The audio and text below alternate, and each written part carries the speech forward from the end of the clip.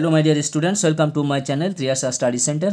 Friends, তোমরা যারা একাদশ শ্রেণীতে পড়ছো, বর্তমানে তোমাদের পুরোপুরি স্কুল চলছে, কিন্তু আমার ভিডিও ছাড়তে হবে 12:30, 1টা, 1:30 কিংবা 2টোর আগে পর্যন্ত আমাকে ভিডিও ছাড়তে হবে। করার কিছু নেই, তোমরা তখন থাকবে স্কুলে।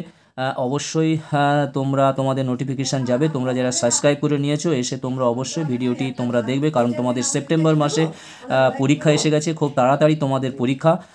ফলে তোমরা গাফিলতি করবে না, এবং আমি চেষ্টা করব ঘন ঘন ভিডিও দিয়ে তোমাদের সিলেবাসটা শেষ করতে। আজকে তোমাদের জন্য নিয়ে এসেছি তোমাদের যারা রাষ্ট্রবিজ্ঞান আছে প্রথম অধ্যায় প্রকৃতি ও পরিধি, এই চ্যাপ্টারের দ্বিতীয় পর্ব। আর একটি পর্ব হলে প্রথম চ্যাপ্টারটি শেষ হয়ে যাবে। এরপর আমি এক একটি দিনে এক একটি অধ্যায় তোমাদের সারব। দ্বিতীয় পর্ব তোমাদের 26 থেকে প্রশ্ন আছে। আগে আমি অল্প করে প্রথম পর্বে প্রশ্ন দিয়েছিলাম, মাত্র 25টি প্রশ্ন দিয়েছিলাম। আজকের আমি 26 থেকে বেশ কয়েকটি প্রশ্ন তোমাদের জন্য নিয়ে এসেছি। তোমরা যারা চ্যানেলটি সাবস্ক্রাইব করোনি, অবশ্যই তোমরা চ্যানেলটি সাবস্ক্রাইব করে নাও, এবং লিঙ্ক বেশি বেশি করে শেয়ার করো। তোমরা একটা লাইক করে দিও, প্রয়োজনে কমেন্ট করো, এবং অন্যান্য সাবজেক্টেরও ভিডিও তোমরা অবশ্যই ডেসক্রিপশান বক্স থেকে দেখে নিও। কিছু কিছু তোমাদের ভিডিও দিয়েছি, ডেসক্রিপশান বক্স থেকে দেখে নিও। এসো আমরা 26 দাগের প্রশ্নটি দেখে নিই। রাষ্ট্র ও সরকারের আলোচনাকে রাষ্ট্রবিজ্ঞানের প্রধান বিষয়রূপে অভিহিত করেছেন গিলক্রিস্ট, পল, জানে, গার্নার, গেটেল। অ্যান্সার হবে গিলক্রিস্ট। দেখতে পাচ্ছ এখানে যে আগেও আমি তোমাদের বলে দিয়েছি 4টি অপশান থাকবে। 4টি অপশান মধ্যে যে 4টে রাউন্ড আছে, যে অ্যান্সারটা ঠিক সেই রাউন্ডটা তোমাদের ভরিয়ে দিতে হবে। রাষ্ট্রবিজ্ঞানের রাষ্ট্রকেন্দ্রিক সংজ্ঞা হলো অতিমাত্রায় আইনকেন্দ্রিক, কৃত্রিম ও খামখেয়ালিপূর্ণ। বক্তব্যটি রাখেন ব্রুন্স, লি, গার্নার, ম্যাকেনজি, ক্যাটলিন। অ্যান্সার হবে ম্যাকেনজি, অর্থাৎ অপশান সি। এইবারে দেখো, এতগুলো করে অপশান লিখতে গেলে প্রশ্ন সংখ্যা খুবই কমে যায়, অনেকটা দেরি হয়ে যাবে। সেই জন্য আমি তোমাদের অ্যান্সারটা শুধু আমি এখানে বলে দিয়েছি। দেখো 28 দাগের প্রশ্ন, সমাজের প্রভাব ও প্রভাবশালীদের কাজকর্মের বিশ্লেষণ ও পর্যালোচনা হলো রাষ্ট্রবিজ্ঞান।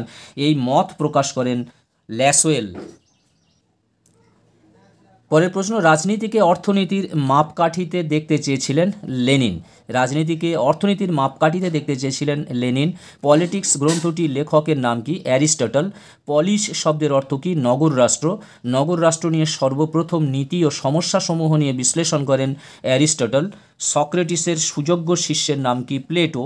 প্লেটোর লেখা বিখ্যাত গ্রন্থটির নাম কি? The Republic. অ্যারিস্টটল গ্রিসের কয়টি নগর রাষ্ট্রের সাংবিধানিক ইতিহাস বিশ্লেষণ করেন? 158টি। ভালো রাষ্ট্রে কোনো ব্যক্তিবিশেষ নয়, আইনই হবে চরম সার্বভৌম, কথাটি বলেন অ্যারিস্টটল।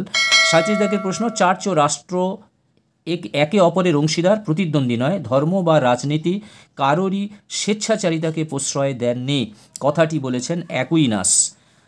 38 দাগের প্রশ্ন, আধুনিক রাষ্ট্রচিন্তার সূত্রপাত করেন কে? ম্যাকিয়াভেলি। কে রাষ্ট্রবিজ্ঞানের নিউটন নামে পরিচিত? ম্যাকিয়াভেলি। রাষ্ট্র হলো পারিবারিক সংগঠনের বৃহত্তর রূপ, এই মত পোষণ করেন Jean Bodin. The founder of scientific politics বলে কাকে অভিহিত করা হয়? Thomas Hobbes. এখন আমি তোমাদের যে প্রত্যেকটি লাইন ধরে ধরে আমি প্রশ্ন যেগুলো পাচ্ছি তোমাদেরকে দিচ্ছি। বন্ধুরা, অধ্যায় শেষ হলে আমি এর থেকে ইম্পর্টেন্ট প্রশ্নগুলি, অর্থাৎ যেগুলো তোমাদের পরীক্ষাতে আসার সম্ভাবনা বেশি, সেগুলো দিয়ে একটি নোট দিয়ে দেবো। এছাড়া অন্যান্য সাবজেক্টেরই একই সিস্টেমে আমি যাব। প্রথমে তোমাদের প্রত্যেকটি প্রশ্ন তোমাদের একবার করে দেখে নেওয়া উচিত।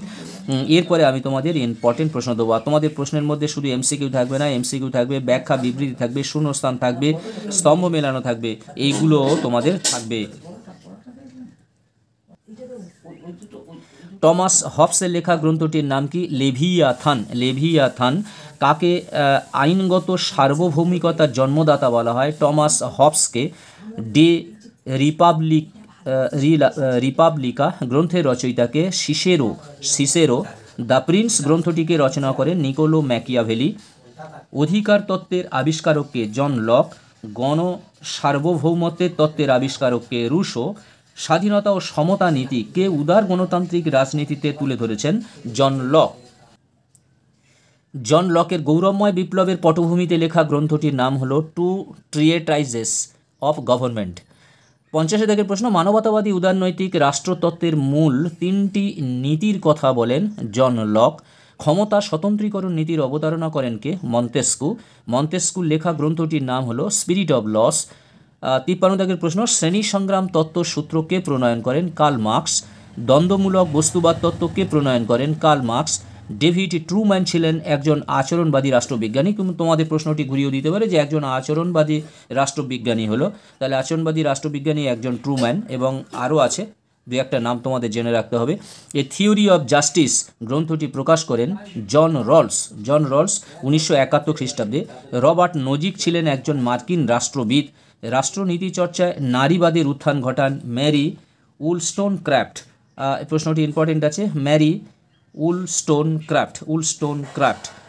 59 দাগের প্রশ্ন, রাষ্ট্রবিজ্ঞান হলো স্বাধীনতা ও সার্বভৌমিকতার বিজ্ঞান, এটি কার মত? বার্জেসের মত।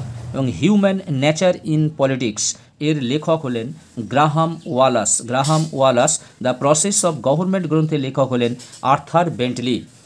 বন্ধুরা, আজকের মতো ভিডিওটি শেষ করলাম। দেখতে পাচ্ছ আবার একাদশ শ্রেণীর রাষ্ট্রবিজ্ঞান প্রথম অধ্যায় প্রকৃতি ও পরিধি পর্ব 3 খুব তাড়াতাড়ি তোমাদের কাছে নিয়ে আসবো, খুব তাড়াতাড়ি, কারণ আর সময় নেই, তোমাদের সেপ্টেম্বরে পরীক্ষা। কাল বাদে পরশুদিনের মধ্যে এই ভিডিওটি দিয়ে প্রথম অধ্যায় শেষ করব। তারপর এক একটি অধ্যায় এক এক দিনে তোমাদের ভিডিও দিয়ে আমি সিলেবাস শেষ করব। বন্ধুরা, তোমরা যারা চ্যানেলটি সাবস্ক্রাইব করোনি অবশ্যই তোমরা চ্যানেলটি সাবস্ক্রাইব করে নাও এবং বন্ধুদেরকে লিঙ্ক বেশি বেশি করে শেয়ার করো। তোমরা অবশ্যই লং ভিডিও দেখো এবং পুরো ভিডিওটা দেখলে তবে তোমরা পুরো প্রশ্ন উত্তরগুলো পাবে। তোমরা শর্ট ভিডিও দেখছো, তার ফলে তোমরা সমস্ত প্রশ্ন উত্তরগুলো তোমরা জানতে পারছো না। অবশ্যই করে তোমরা লং ভিডিওটি দেখো। তোমরা সবাই ভালো থাকবে, সুস্থ থাকবে, তোমাদের জন্য রইল শুভকামনা। আবার কথা হবে নেক্সট ভিডিওতে অন্য একটি সাবজেক্টে নিয়ে। তোমাদের সকলকে অশেষ ধন্যবাদ।